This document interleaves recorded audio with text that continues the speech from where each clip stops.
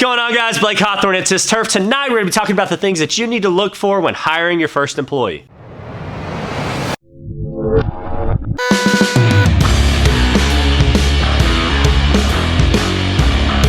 Welcome, guys, to Sunday Night Lawn Care Tips and Tricks. We do it every Sunday night, 6 p.m. Central Standard Time.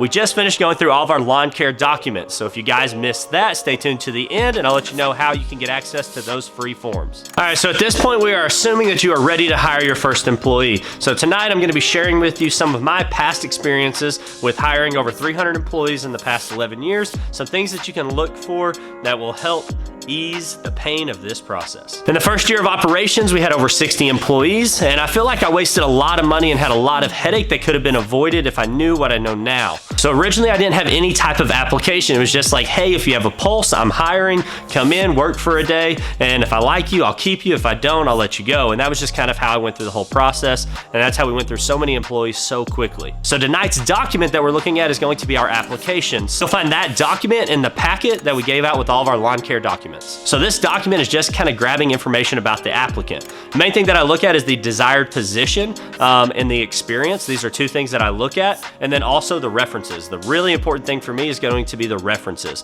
Where they have worked, why they quit, why they got fired, whatever that may be, calling and checking those references, really doing some homework. I used to not do this, and that's another thing that really caused me a lot of headache. But guys, I don't want to focus too much on the actual document itself as I do the process in which that you can get it to them. So what we have started to do, since we've been through so many employees, to be able to kind of screen them going into this, is we have found that a lot of them don't want to take the initial initiative in filling out the application. They want the convenience to say, hey, I filled one out, and they just want to come show up and grab one. So what we have done is we have said, yes, we have it available. We can actually send you a link to it, or we can send you an email with this document. Please fill it out and then send it back to us. And we have found that this step actually eliminates probably 30 to 40% of applicants because they don't want to go through that much trouble to fill it out.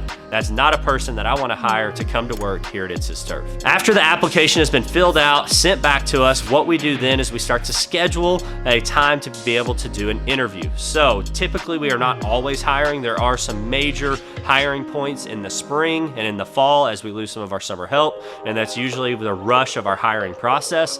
And so that's when we will go through the applicants, we will call references, and we will start to narrow down our list so we can figure out who we want to come in and to do an interview for the position. Every applicant that fills one out and sends it in gets put onto this list so they all have a fair chance at being hired at It's His Turf.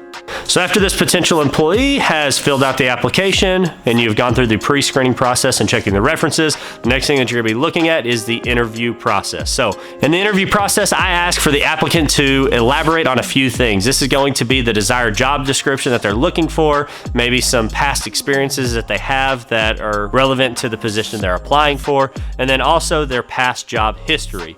And while we're going through that, guys, we're looking for things like eye contact. I want to make sure that the applicant is making eye contact with me, that they are being, because this is a sign that they're being honest. Another thing is going to be just their mannerisms. Don't get me wrong, people are going to get nervous in this situation. That's not what I'm talking about. More so what I'm talking about is just a sense of excitement or confidence in this job, that they have a sense of excitement in coming here. You don't want somebody that's just looking for a job. You want somebody that is taking this opportunity with your company to either, one, further their skills in this industry, or two, to look for a career opportunity. And what that is followed up by is a sense of excitement. So what I mean by about being excited is you're looking for somebody that has a passion for what you do. I like to ask them in the interview, what are you passionate about? What do we do that excites you? What do we do that you have a passion for? And I want to make sure that they're not just wanting a paycheck and they're just looking for a job, or that they're just here because they have to draw on employment.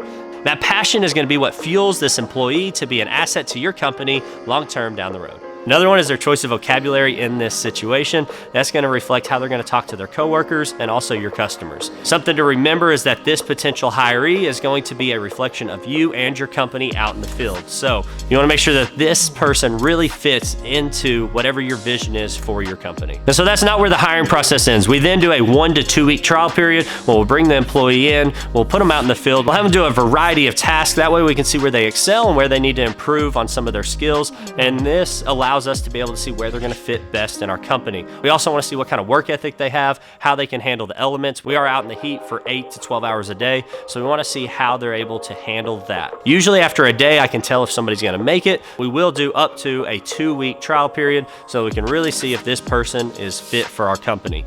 After that, we'll offer the hiree a raise and offer them a full-time position. We'll then do a 30, 60, and 90-day evaluations so that we can really help this employee reach their full potential and excel in our company. During the interview process, another thing that we go through is our company guidelines. This is another document that you're going to find in that packet with our lawn care documents. And if you're new to the series and you don't have these documents and you'd like to get them, please leave a comment down below and I'll let you know how you can receive them.